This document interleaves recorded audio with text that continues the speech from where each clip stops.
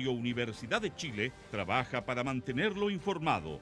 Radio Análisis, una transmisión conjunta de las radios que piensan.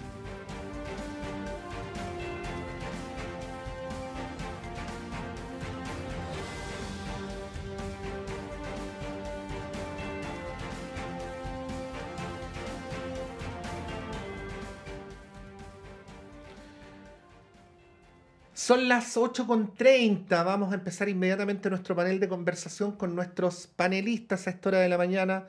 Saludamos en primer lugar, vamos a partir por la casa, aunque los dos son de la casa, pero a la doctora en estudios latinoamericanos y académica de la Facultad de Filosofías y Humanidades de nuestra universidad, Alejandra Botinelli. Alejandra, bienvenida. Muchas gracias por estar acá. Muchas gracias, Patricio. Sí, y saludar también es de la casa, aunque no sea formalmente de la Universidad de Chile, panelista estable de nuestro medio de comunicación, investigador del Instituto de Estudios de la Sociedad, Rodrigo Pérez de Arce. Muchas gracias, Rodrigo, por estar acá. No, nada. Muchas gracias a ti, Pato. Y un saludo también a Ale. Muy buenos días. Sí. Bueno, Oye, simplemente decir a priori, porque no hay una sola manera posible de entrar a la cuenta pública, siendo tan extensa, con tantos temas. Además, si quisiera ser todavía más amplio, decir que una cuenta pública incluso puede ser juzgada por lo que no se dice, ¿no? Bueno, siendo así, y no quiero decir nada más, y luego les doy la palabra, llama mucho la atención que el tema de discusión haya sido casi solo uno, ¿no? Yo lo resumo en las palabras del mismo senador Macaya. Dijo ayer en Canal 13, el 90% de las preguntas que me han hecho han sido sobre aborto. Eh, bueno, hay ahí un mensaje presidencial, pero también hay una manera de interpretarlo del sistema político mediático que puede dar para análisis. Alejandra. sí, bueno, a mí me parece que la cuenta pública también es un momento en el cual la escena política, digamos, muestra justamente su proyecto, ¿no? Hacia dónde están pensando el país y por lo mismo a mí me parece que la sorpresa, ¿no?, que todos han manifestado, la mayor parte, respecto de los anuncios del presidente en relación con el aborto, ¿no?, sobre todo con el aborto, ¿cierto?, con la ley de aborto que se supone que va a mandar, ¿cierto?, el proyecto de ley de aborto legal, me parece que también es elocuente respecto de la falta de proyecto que yo observo en la escena política, ¿no? Eh, Sobre todo considerando que la ley digamos, la misma reivindicación del aborto legal está en la base de las fuerzas que también componen digamos, el gobierno, ¿no?, que apoyan al gobierno. Era evidente, además, que este gobierno había tenido un énfasis fundamentalmente en los últimos meses, fundamentalmente dirigido hacia la seguridad, que siguió reforzándose, y que requería, ¿no?, entregar, digamos, generar algunas iniciativas que respondieran también a su electorado, ¿no? Un electorado que yo diría, me atrevo a decir, había estado bastante golpeado en el último tiempo, a propósito, por ejemplo, de las leyes de seguridad contra el pueblo mapuche, ¿cierto? De la falta también de políticas culturales en el campo de la cultura, ¿no? El Ministerio de la Cultura, las Artes y el Patrimonio todavía no logra, digamos, hay anuncios en la cuenta pública, pero no logra despegar, hay crisis todavía abiertas, por ejemplo, con el Bafona, con los sitios de memoria. Entonces, a mí me parece que era evidente que el presidente tenía que orientar su discurso en una parte importante también hacia ese electorado y reorientarlo en dirección de su programa, sobre todo, un programa que el propio Frente Amplio ha asumido como bastante, digamos, postergado, ¿sí? Sí. Rodrigo. Sí, estoy bastante de acuerdo con Alejandra, porque de hecho la mayor parte de los anuncios, uno vi varios resúmenes para ver qué cosas se enfatizaban o no.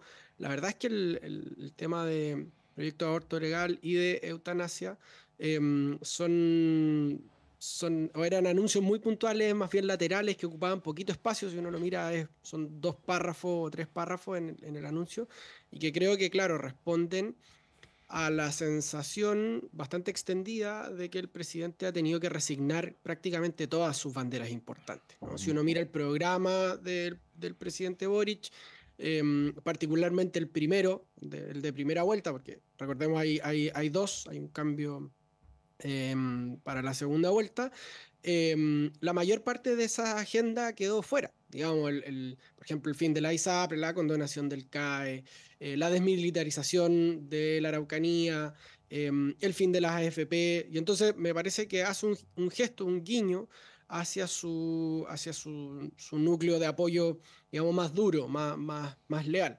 Sabiendo además que en las últimas semanas o los últimos meses había tenido que darle la espalda, ¿no? Con esta polémica, quizá un poco de poca monta respecto del perro Matapaco, que se armó hace algo así como un mes y medio, un mes, que las encuestas son súper volátiles, pero mostraron un descenso en el apoyo al presidente, y también respecto de la resignación de la promesa de condonar el CAE, ¿no? Que se tira, digamos, una especie de baliza para ver cómo estaba el ambiente, y la verdad es que la reacción bastante unánime fue de tener que cambiarlo, y de hecho los propios voceros y voceras del gobierno empiezan a hablar de una solución al problema del CAE y un nuevo sistema de financiamiento, pero digamos, la condonación del CAE no entra en el plan de este gobierno. Ahora, a mí sí me llama la atención la oportunidad y la manera en la que se hace esto. La manera porque todo indica que esto es un anuncio más bien, no secreto, pero poco conocido para la propia coalición de gobierno, ¿ya? De hecho, al ministro Cordero anoche le preguntaban, y al ministro Elizalde también, en distintos medios eh, de comunicación, y los dos estaban algo sorprendidos por el anuncio, ¿no? Y segundo, o lo primero que decía es que yo la verdad no le veo mayor viabilidad, sí, viabilidad concreta, viabilidad real para dos proyectos de esta magnitud, sabiendo que esta semana tenemos primaria y que en 2 meses más la agenda ya se le arranca al gobierno, digamos, como la oportunidad política se le arranca al gobierno. Y eso yo creo que responde, por una parte, a lo que hablábamos al principio, que decía muy bien Alejandra, de este gesto, este guiño, pero también creo ponen problemas a la derecha. ¿En qué sentido? En que obliga a que la derecha se ponga a conversar y tome posición respecto de 2 temas que le son incómodos y que pueden subir la presión entre Evelyn Matei o Chile Vamos y José Antonio Kast y el Partido Republicano. Es decir, Sí. introducir la tensión entre liberales y conservadores. Sí, en esa misma línea, Rodrigo, le agregamos una colita a Rodrigo Ali y después volvemos contigo para que tú lo puedas analizar. Primero, ser de derecha no implica ser conservador en lo valórico, ¿no? Eso es lo primero.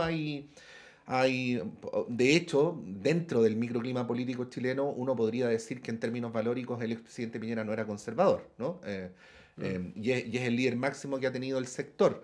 Entonces instala ahí algo, ¿no? Pero por el otro lado, es evidente que tanto en la segunda vuelta presidencial, donde según los distintos análisis, tanto las mujeres como los jóvenes fueron bien relevantes para el triunfo de Boric, como en el plebiscito de diciembre del 2023, con esta mención que tenía la propuesta del texto a la vida de quien está por nacer, hubo un tema que desequilibró las cosas en un sentido distinto a la que la derecha conservadora en lo valórico hubiera deseado, ¿no? Entonces, claro, ocurre que, tal como tú dices, parece evidente que esto no tiene ninguna viabilidad legislativa, pero instala un tema dentro de la derecha, que es un tema que tiene una dimensión, diría yo, operativa, concreta, coyuntural, pero que vuelve a instalar también la pregunta de cuál es el tipo de derecha que se quiere proyectar al futuro para efectos de ser mayoritaria. Porque tú te acuerdas, a propósito de la muerte del expresidente Piñera, hablábamos que algo tuvo Piñera como gran mérito de poder convertir a la derecha de minoría en mayoría, ¿no? Y eso requiere ciertas lecturas sociológicas un poquito más complejas. ¿Cuál es tu mirada respecto a esto? Yo lo veo, quizás usar una imagen, una especie de manzana envenenada para la derecha, Ujú. porque como decía antes, la obliga a tomar una posición y a dar una discusión en la cual no todos necesariamente están de acuerdo. Evidentemente el Partido Republicano, y lo dice muy rápido, y de hecho un diputado se le escapa un tiro en Twitter y dice que van a cortar relaciones con el gobierno, que no van a dejar entrar a ningún ministro ni subsecretario a las comisiones, en fin, bastante pasados de rosca. Ahora, yo creo que este tipo de temas no solamente dividen, digamos, a la derecha, sino que dividen a la sociedad chilena. Entonces, gran conjunto de personas em, que no se identifican con ninguno de los sectores. Y de hecho, no es tan extraño que cada proceso constitucional haya tenido, en sentidos Sí. contrarios, obviamente, pero haya puesto el tema del aborto y del inicio de la vida, particularmente, como uno de sus ejes centrales, ¿no? En un Ujú. caso por ampliar lo más posible el aborto, en otro caso por hacer un gesto para restringirlo también, o avanzar hacia su restricción. Entonces yo creo que ahí hay una discusión bien importante y que, claro, en resultados concretos yo creo que no va a pasar mucho, digamos, como proyectos de ley, los Ujú. dos. Pero como gesto político o como el movimiento simbólico que está asociado a esto, sí puede generar mucho ruido, particularmente porque yo intuyo que Evelyn Matei digamos, personalmente y en su intento por llegar al centro, se va a complicar mucho con el tema de aborto y eutanasia también, que es Sí, otra discusión sí. también súper importante. Porque es probable que no sea partidaria de ninguna de las dos, ¿no? O sea, mi impresión, al menos puedo estar equivocado, pero es más bien partidaria de avanzar en eutanasia. En aborto no lo tengo tan claro, pero no está tan cerca, digamos, del mainstream de la derecha. Ujú. Alejandra. Sí, bueno, siguiendo lo que decía Rodrigo, de todas maneras, en Chile hay una derecha que no ha logrado construir un propio perfil, ¿no? No se ha ayornado a los nuevos tiempos. Poco después vamos a conversar de eso, pero podría pasarle lo que le pasó a la derecha mexicana, ¿cierto? Que es una debacle completa para ellos porque no han logrado construir pues decía, un proyecto, ¿no? Un discurso. A diferencia de lo que ha hecho Milei e incluso Bolsonaro en otro momento, ¿cierto? Que no han tenido ambajes para adoptar diversos caminos que no son su camino tradicional, ¿sí? En ese sentido, a mí me parece que Evelyn Matei va a estar en una dirección probablemente de mayor, digamos, amplitud en el sentido de su camino, digamos, trazado, ¿sí? Creo que, o sea, el camino que nosotros conocemos de la derecha chilena es muy conservador. Yo vi ayer a varios personajes ahí de la derecha, también con una actitud bastante, digamos, cautelosa. Ujú. Ante, digamos, no condenaron inmediatamente tampoco todos, ¿cierto?, el aborto legal y por supuesto varias se posicionaron incluso en favor del proyecto de eutanasia, ¿sí? Y cuidados paliativos, incluso señalando que son parte, etcétera. Por lo tanto, yo creo que para ellos efectivamente va a ser complicado. Ahora, para el gobierno, ¿sí? A mí me parece que hay una cuestión que es evidente, que es que la ministra Orellana, ¿sí? Antonia Orellana ha sido una de las ministras, digamos que en mi opinión, más sentido de proyecto ha tenido en su cartera, de manera de construir una política integral en diversos ámbitos, sobre todo dirigida a mujeres de sectores empobrecidos, medios, ¿cierto? Digamos que se encuentran en situaciones vulnerables. Todo su trabajo sobre violencia de género, pero también respecto de cuidados, que es un eje que aparece en la cuenta pública, ¿cierto? Que no ha sido muy abordada, pero proviene también de esta mirada que a mí me parece que la ministra Orellana ha logrado instalar en el gobierno, ¿no? Creo que también esto es un lugar desde donde, imagino, ¿no? El gobierno va a intentar pararse para las elecciones, porque tal como decía Rodrigo, hace unos pocos días el apoyo al presidente, según las encuestas, era realmente bajo, ¿no? Muy, muy bajo. Entonces está entrando a un contexto electoral con una debilidad muy grande. Entonces a mí me parece que tiene que ver con eso también, pararse desde un lugar, porque yo escuché a la vocera, Camila Vallejo, y decía ella, ¿cierto? Tenemos que crear una sociedad de bienestar, ¿no? Y también escuchaba al otro lado, ¿cierto? A la recién electa presidenta de México, ¿cierto? Claudia Sheinbaum, que hizo su campaña, y no solo su campaña, sino que ha hecho su carrera, ¿no? Y que proviene también, digamos, del vínculo con AMLO, etcétera, desde ese lugar, ¿no? Construir una sociedad de bienestar, pero ahí tú vas observando que hay un proyecto, ¿no? Y yo me parece que en la medida en que el gobierno no retome ese hilo de proyecto, entonces va a seguir estando sujeto al vaivén también de los gestos, ¿no? De gestos que tienen que ver con gestos individuales. El presidente entonces empieza a sucumbir también a una gestualidad bastante como personalista, ¿no? Y eso es una forma de la debilidad en política. Sheinbaum en México, perdón que lo traiga, pero es que está ahí mismo, Sí. ¿no?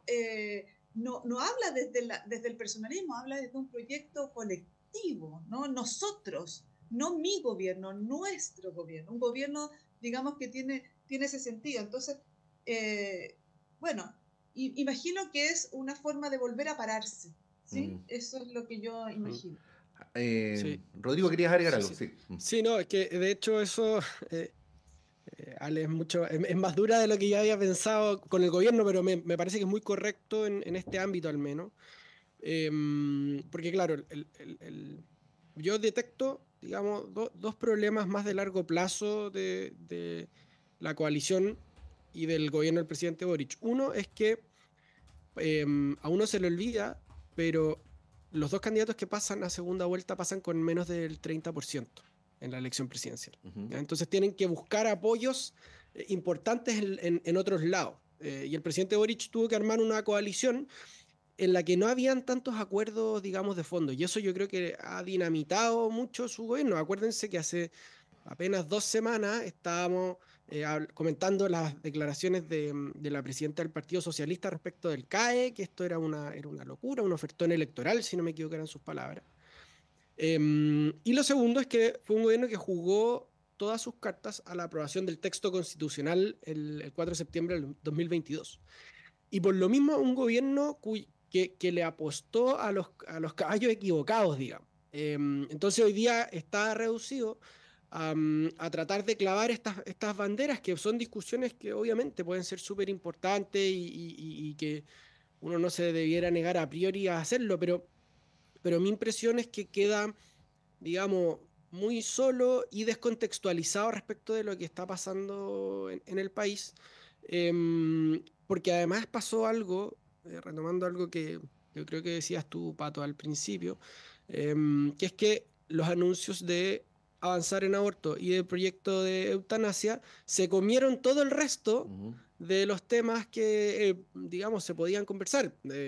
Seguridad, por ejemplo, a mí me pareció que fue se hicieron anuncios bastante correctos. Eché de menos algunas cosas, pero me pareció que fue, digamos, en líneas generales correcto.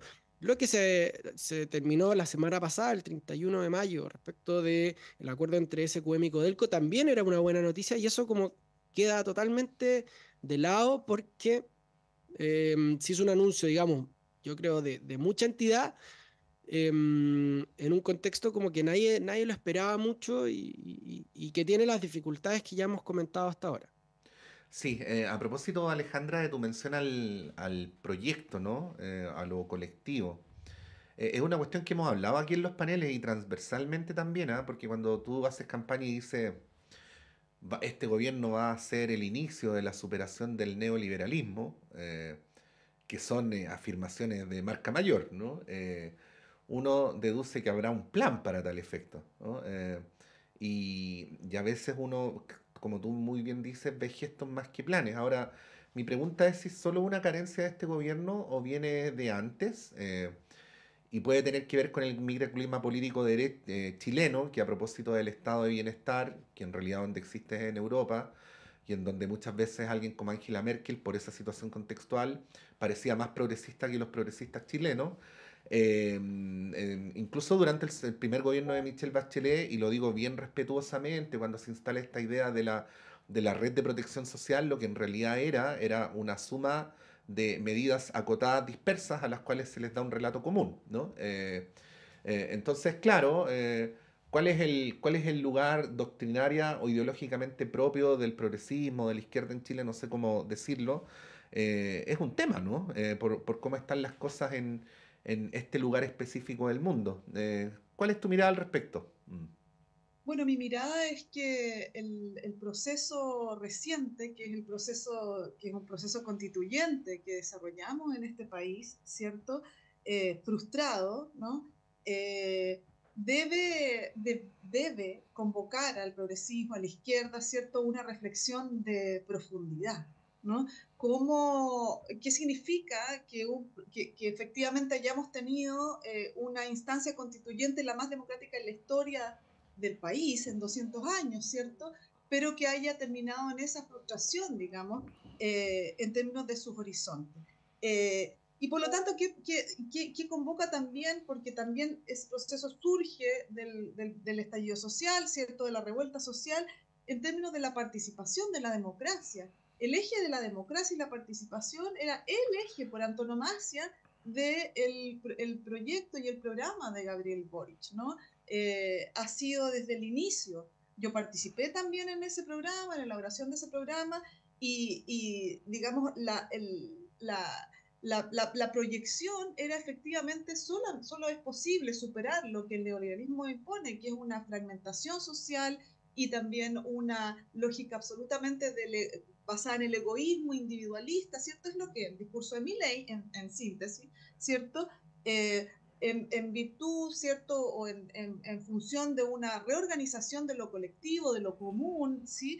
A partir de la participación y la democracia. Entonces, lo que ocurre con los desalojos de las tomas de pobladores, ¿cierto? En pleno invierno, ¿no? En las formas en que se ha ido resolviendo la cuestión en la Araucanía, ¿cierto? En el Gualmapu. La cuestión también, ¿cierto? De la falta de política cultural, ¿no? Falta de política cultural, cuando tenemos universidades estatales de tremenda tradición, desde las cuales tú puedes construir aquello. Entonces tú dices, bueno, ¿qué ha ocurrido? ¿No? Tenemos un Ministerio de Ciencia, ¿cierto? Conocimiento, innovación, ¿no? Desde ahí es algo nuevo, digamos, no existía, existe hace poco, ¿cierto? Ujú. Con mucha potencia.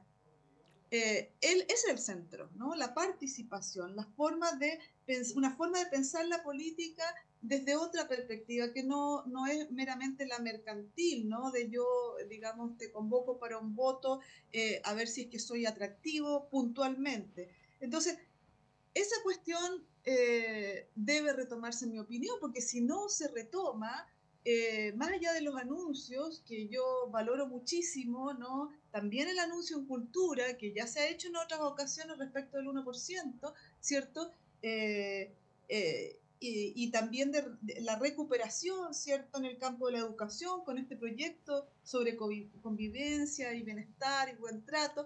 Bueno, más allá de ello, nosotros necesitamos construir un relato, ¿no? Recomponer un relato, que eso es acción política. La presidenta Bachelet y hechos, ¿no? Transformaciones que sean importantes para la sociedad, que dejen una marca, ¿sí? La presidenta Bachelet, uno de los resultados de su gobierno ha sido la gratuidad, por ejemplo, en la educación superior. Fundamental, ¿no? La instalación de CFT públicos estatales que no existían en Chile. O sea, la gente más pobre, los estudiantes más pobres que iban a la educación técnica solo en este país, era una distorsión tremenda. Tenían una opción privada, ¿no? Y entonces se instalaron los CFT estatales.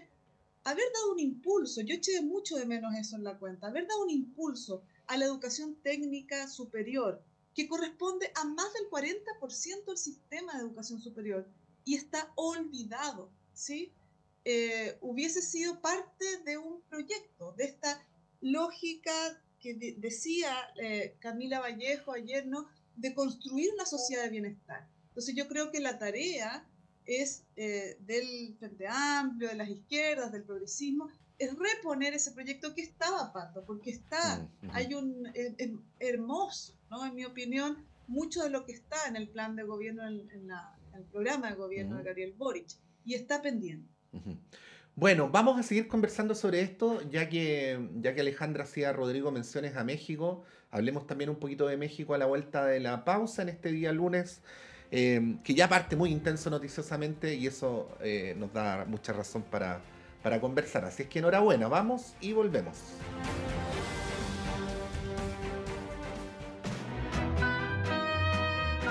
Del papel a tus oídos, historias de tu puño y letra llegan cada sábado a las 19:30 horas a La Fábrica de Cuentos, aquí en Radio Universidad de Chile. Envía tu cuento, relato o historia inédita a lafabricadecuentos2024@gmail.com. Los seleccionados cobrarán vida en formato audiocuento. Escúchalos cada sábado a las 19:30 horas en el 102.5 FM. La Fábrica de Cuentos, historias escritas por ti, del papel a tus oídos. Este programa es financiado por el Fondo del Libro y la Lectura Convocatoria 2024.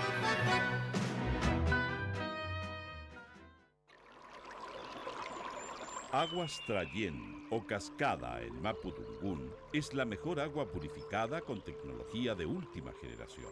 Para más información, visite su página web www.aguastrayen.com.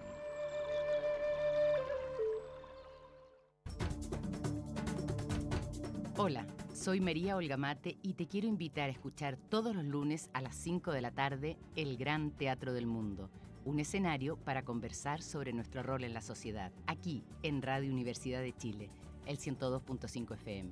Síguenos en nuestras redes, te esperamos.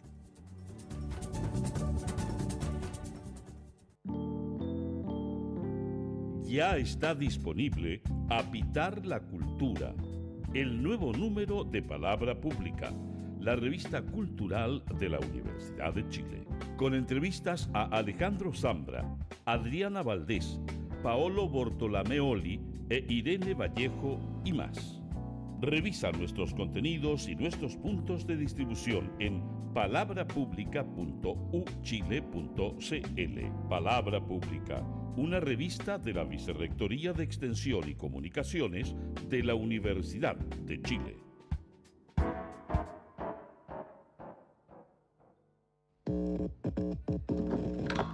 Sala Máster de Radio Universidad de Chile presenta...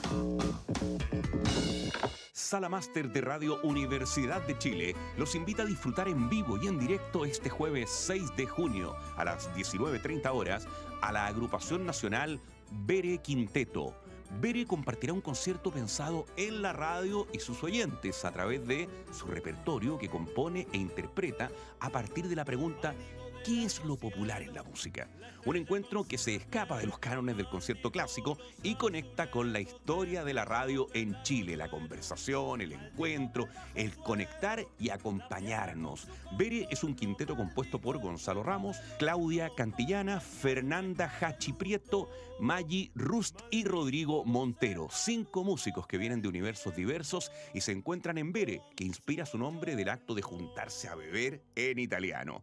Los dejamos invitados a disfrutar de esta experiencia musical junto a Bere Quinteto en Sala Máster, jueves 6 de junio, 19:30 horas. Miguel Claro, 509 Providencia. Entradas disponibles en portal tickets.cl. Más información en www.salamaster.cl.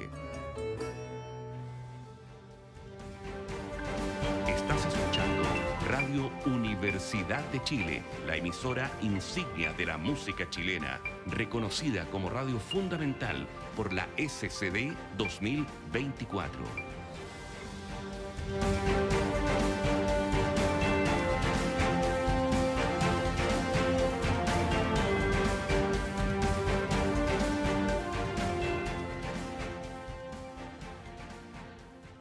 Son las 9:06. Aprovechamos de dar una información de último minuto porque hemos conocido el resultado del último IMASEC.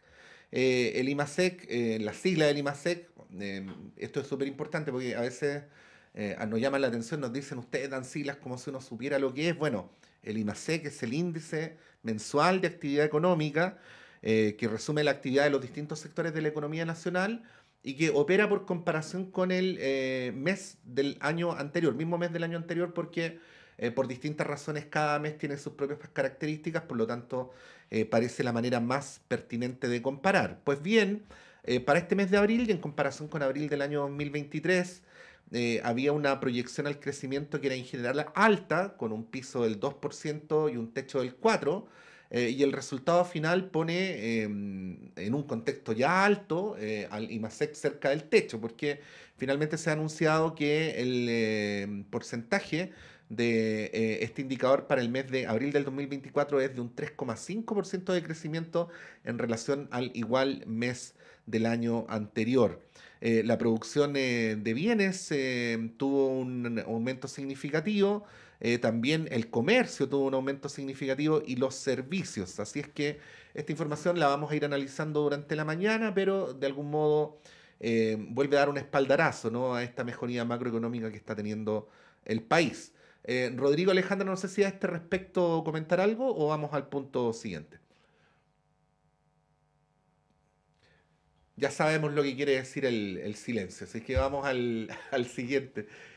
México, Alejandra, y con total razón, tú tenías hartas ganas de hablar del tema porque lo habías ido así mencionando en el bloque anterior.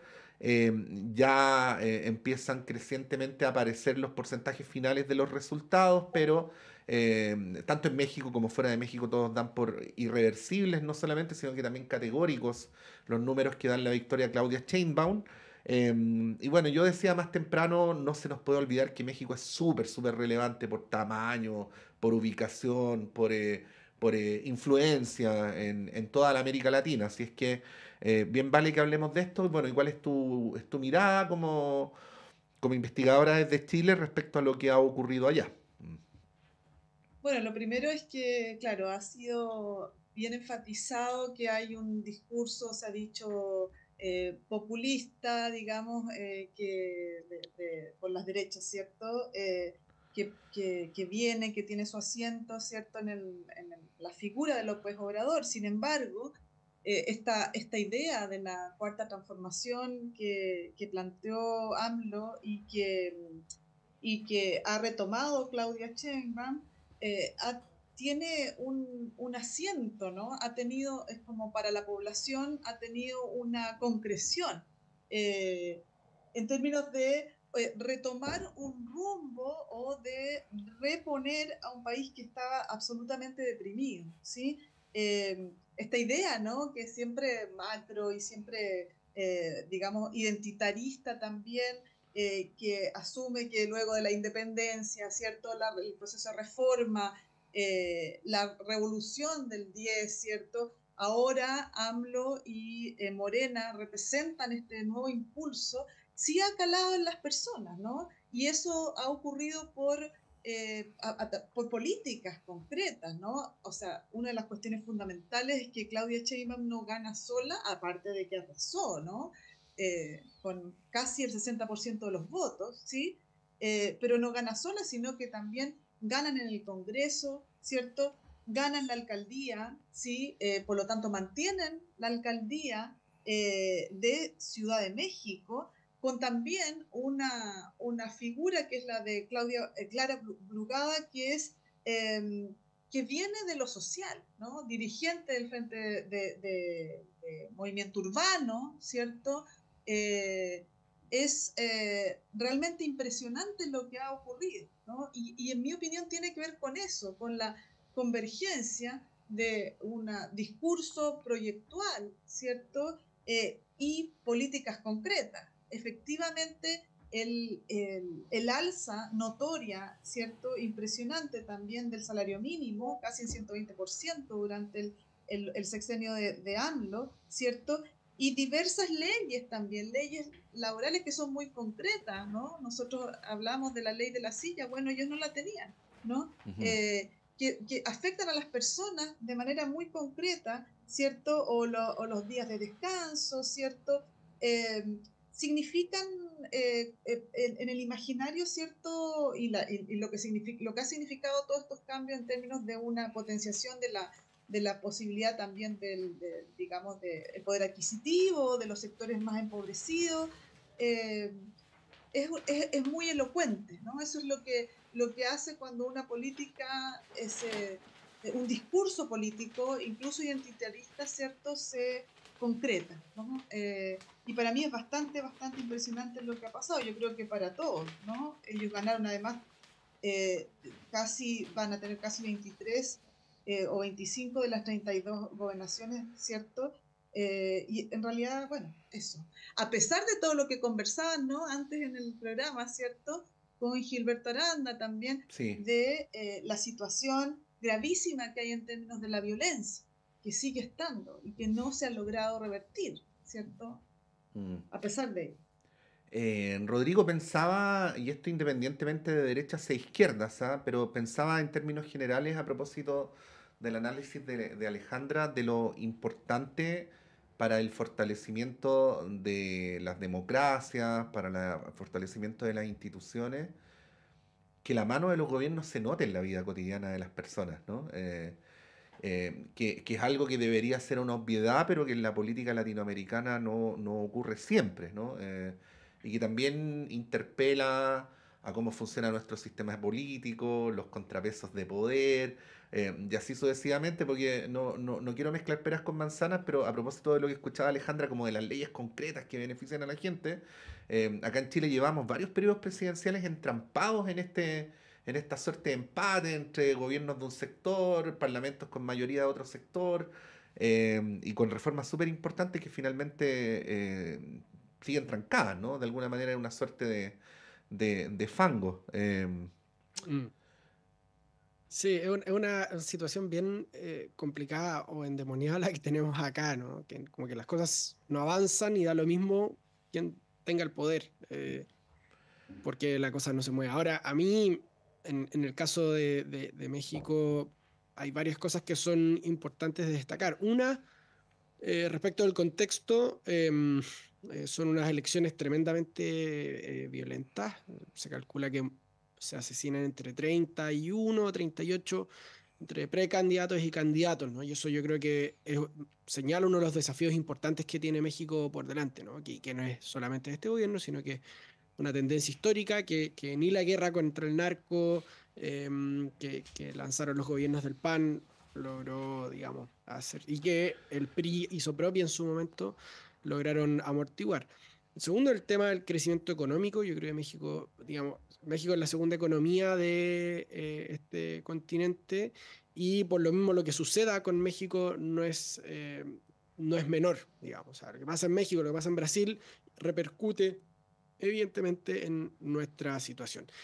Un tercer tema que a mí me llama la atención es cómo, a diferencia de la mayoría de los liderazgos en América Latina, Morena y AMLO logran consolidar y transmitir el poder a su sucesora en este caso, ¿verdad? En general ha pasado mucho que estos liderazgos son excesivamente personalistas y que en el fondo se agota esa figura y se acaba el proyecto. Y aquí, a pesar de que Claudia Sheinbaum hace una campaña súper AMLO y repite gestos de AMLO y en el fondo es como su gran, digamos, su gran padrino, ella logra autonomizarse eso y logra un respaldo bien impresionante. Y un último punto que es probablemente lo que más me llama la atención a mí, que es que Morena compite contra una coalición entre todos los antiguos partidos del sistema político mexicano, que son el PAN de derecha, el PRI, el Partido de la Revolución Institucional, y el Partido de la Revolución Democrática. Entonces son todos contra Morena. ¿Cuál es el síntoma? Porque esa coalición saca menos del 30% de los votos. Esto puede cambiar un poquito porque todavía quedan cerca de 40.000 actas por procesar, pero la verdad es que no va a cambiar la tendencia de una derrota muy aplastante y del desfonde del sistema de partidos políticos mexicanos. Entonces yo creo que, al igual que acá en Chile y en otros lugares, parte de las causas que explican la emergencia y éxito de estos movimientos de impugnación es el desfonde del sistema de partidos políticos, que no logran hacer pie, que no logran generar cambio, que no tienen muchas veces proyectos, que tienen más promesas que concreción, y eso, digamos, creo que para el sistema de partidos políticos chilenos, en los cuales todas las impugnaciones han caído, la última, o sea, ahora el Frente Amplio, pero el Partido Republicano tampoco logró nada con su trabajo en el Consejo Constitucional. Creo que es un llamado de atención importante. Sí.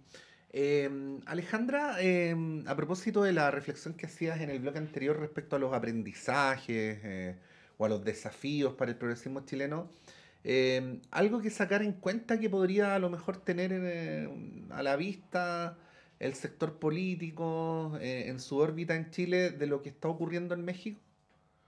Sí, muchísimo. Ajá. Yo pienso que desde el inicio, AMLO como figura también, bueno, una figura además es bien distinto a lo que tenemos en Chile, pero es una figura que, digamos, tiene décadas, ¿cierto? Que marchó, no sé si ustedes recuerdan, ese gran momento casi crístico y que es como el Cura Hidalgo, ¿no? Igual, ¿no? Un campamento hizo en algún momento, ¿no? Claro, que fue quien impulsó ¿cierto?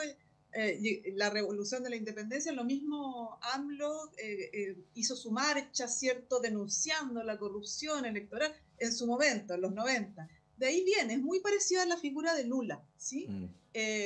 Pero sí hay muchas lecciones. En primer lugar, desde el primer momento, AMLO gobernó para su electorado y para hacer crecer el apoyo no electoral, pero en torno a su proyecto, ¿sí? Entonces, ¿qué es lo que hace él? Como figura también esta estrategia comunicacional, ¿no? De dirigirse todos los días, ¿cierto? En las mañaneras que le llaman, ¿cierto? Al pueblo mexicano, 1, 2, hasta 3 horas, y ordenar la agenda en torno a su proyecto, ¿no? Es digamos, una dirección que a mí me parece fundamental. Un liderazgo con audacia, ¿no? Y con claridad en su dirección, ¿no? Él ordena la política, y es lo que dice Rodrigo, o sea, todos contra Morena, que en el fondo es todos contra AMLO, o AMLO contra todos. Bueno, les dijo, les gané por el 60%, ¿cierto? Y entonces, eso me parece que es fundamental, cómo tú en política recoges el apoyo que tienes y desde ese lugar, desde tu identidad, él es, digamos, el Benito Juárez redivivo, ¿no? Y ahora, ¿cierto? Claudia Sheinbaum también es aquella versión, ¿cierto?, femenina también del proceso, que es muy fuerte en México, el proceso, la idea de la revolución, por eso ellos hablan de la cuarta transformación, ¿cierto? Esta noción de revolucionar, de cambiar. Ellos han tenido revoluciones de ese tipo y por lo tanto saben que es posible, es plausible producirla. Y ella se ubica desde el lugar de las mujeres, ¿no? Y desde ahí es que hace su discurso y dice, ¿no? Este es el eje ordenador, nosotros lo vamos a poner. En Chile, lo que ha pasado durante una buena parte del gobierno, y yo creo que se perdió tiempo en eso, es que el gobierno se ordenó en torno a la agenda de otros, ¿cierto? Y quienes estuvieron marcando la pauta fueron otros, ¿sí? Y no logró encontrar, ¿no?, ese lugar, a pesar de que esos otros estaban sumamente debilitados. O sea, lo que tú decías, Rodrigo, Republicanos perdió en su proceso constituyente. El gobierno le entregó, digamos, a ese sector el proceso constituyente y ese sector también fue derrotado, ¿no? A pesar de ello, no logró todavía, ojalá lo haga, en mi opinión, no es como mi deseo, ¿cierto? Pero construir esa línea propia, ese ordenamiento en torno a tu eje, a tu programa, que de alguna manera también Michelle Bachelet en algún momento logró, ¿cierto?, reponerlo. A mí, eso sí, hay algo que creo que es un dato muy relevante de la causa, que es que AMLO gana la presidencia con mayoría en el Senado y en la Cámara de Diputados. Eso yo creo que es como el dato más relevante. Su coalición entre Morena, el Partido Ecologista Verde, el Partido de los Trabajadores, si no me equivoco, ustedes me pueden corregir ese nombre, tiene mayoría en las dos cámaras. Entonces eso obviamente es un espaldarazo muy fuerte y le da cierta fuerza que en el caso chileno evidentemente no hay, porque además, digamos, las circunstancias en las que estamos metidos en Chile, y esto yo creo que es algo que va a haber que conversar y dedicarle harto tiempo, son de un bloqueo y una incapacidad de avanzar muy generalizada y que tiene una parte, obviamente, de contexto, como de amistad cívica, de poder dar ciertas discusiones en serio, pero también tiene algo de sistema. Digamos, el sistema electoral particularmente lleva a una fragmentación con la cual es muy difícil de navegar para cualquier presidente. Y de hecho, mi hipótesis, y con esto quizá volvemos al principio, es que la aprobación del presidente es bastante baja, digamos, 30%, más o menos, fluctúa entre el 25 y el 33%. Pero si tú obtienes esos votos en una elección de diputados y diputadas y de senadores, te transformas en una fuerza muy considerable en el Congreso. O sea, tener un tercio más o menos, según cómo se distribuyen los escaños, un tercio del Congreso te transforma en una fuerza electoral súper importante y súper incidente. Y creo que es ahí donde reconduce gran parte reconducen gran parte de los problemas que tenemos hoy día. Tenemos un sistema que está muy bloqueado y que impide que cualquier presidente digamos, avanzar su agenda, y lo condena a la gestualidad, me gustó mucho esa palabra, a la gestualidad, a lo simbólico, a la bandera, que quizás no tiene mucho destino y que incluso impide como la discusión en serio. Y eso me parece que es preocupante porque los problemas siguen juntando presión y nadie puede hacer avanzar ninguna agenda. Sí, bueno, para ir finalizando el panel, no lo habíamos incluido previamente, así que disculpen por la sorpresa, pero no lo quiero eludir porque durante los próximos, no sé si minutos, pero durante la mañana vamos a conocer finalmente la decisión en la audiencia de formalización del alcalde Jadwe respecto a sus medidas cautelares. Obviamente esto va a generar reacciones como las que ya hemos visto hasta ahora y más. Y ayer, en el espacio semanal donde participa en la radio Nuevo Mundo, el presidente del Partido Comunista, Lautaro Carmona, dijo que dependiendo del desenlace, podía tener una incidencia muy grande en la calidad de la convivencia política, dijo el presidente del Partido Comunista, haciendo alusión también a que en su consideración no se le juzgaba por eventual comisión de delitos, sino por todo lo que ha hecho como edil de Recoleta. Esto obviamente fue llevado durante el día de ayer a autoridades de gobierno a los cuales se les preguntó respecto a estos dichos de un partido súper importante del oficialismo. Hay que recordar que en términos cuantitativos, de hecho, es el que tiene más votos. Bueno, ¿cómo ven lo que va a ocurrir durante el día de hoy? Porque finalmente tendremos ahí un pronunciamiento respecto a cuáles van a ser las cautelares respecto al alcalde de Recoleta. Alejandra. Sí, yo creo que, bueno, entiendo que Lautaro Carmona, porque lo vi después en otro programa en TVN, se retractó de esa, o digamos, afinó ese enunciado, señalando que, bueno, el Partido Comunista iba, por supuesto, a respetar todo lo que definiera, ¿no?, el Poder Judicial, ¿no?, en términos de ese proceso.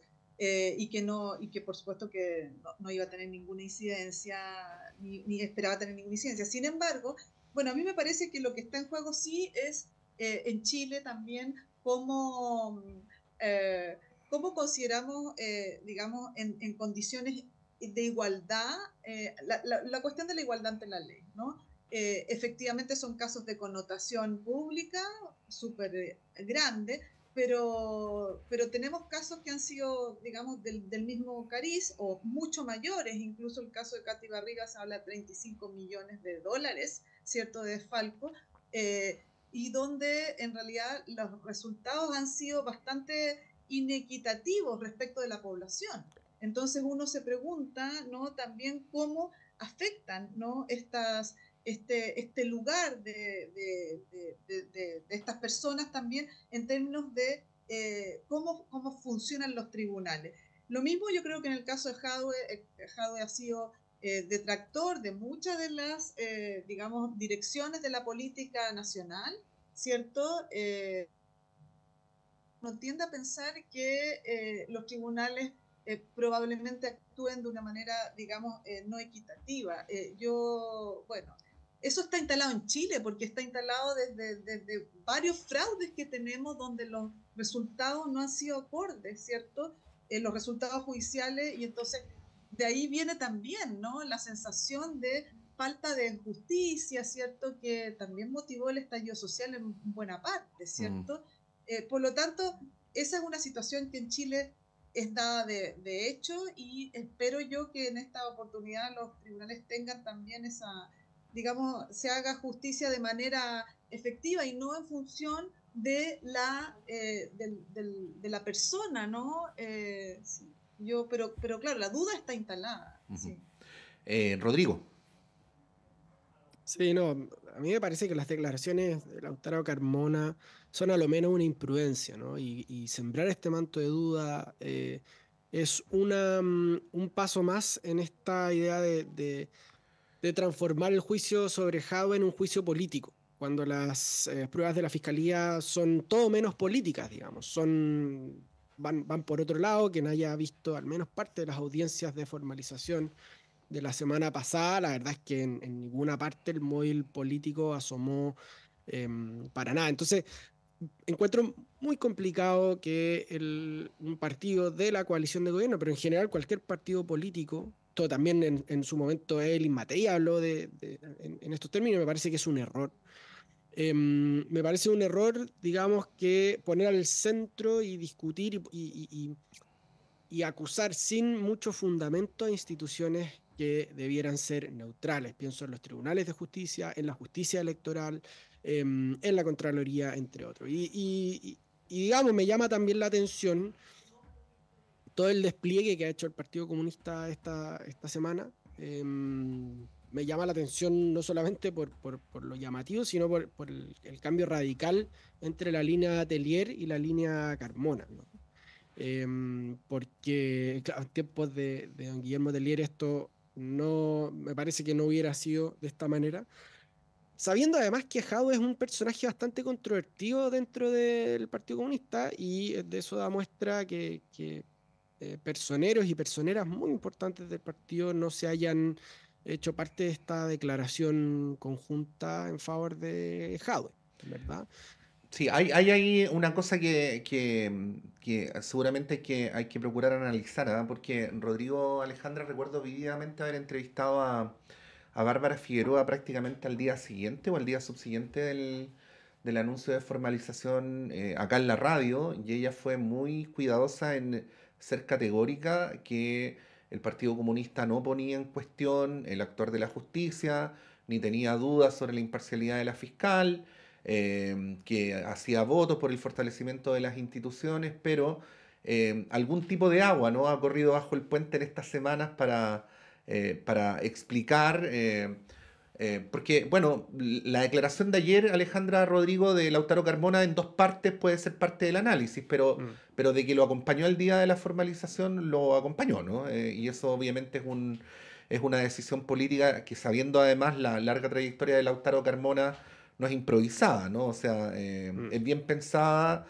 y obedece a un objetivo. Bueno, vamos a ver qué es lo que ocurre, porque ya empezó la audiencia donde se van a dar lectura a las medidas cautelares del alcalde Jadwe. Es sin duda uno de los temas del día. Por de pronto llegamos hasta acá con el panel. Rodrigo Pérez de Arce, muchas gracias, que tengas un súper buen día y buena semana. Muchas gracias. Misma cosa para ti, Alejandra. Un abrazo y que tengas buena semana. Gracias. Muchas gracias, Patricia. Chao, Rodrigo. Vamos a un breve alto y a la vuelta continuamos con las conversaciones. Soy Fernando Lolas, miembro de número de la Academia Chilena de la Lengua, y quiero invitarlos a escuchar nuestro programa Diálogos del Instituto de Chile todos los días jueves a las 18 horas en Radio Universidad de Chile. Diálogos, un programa para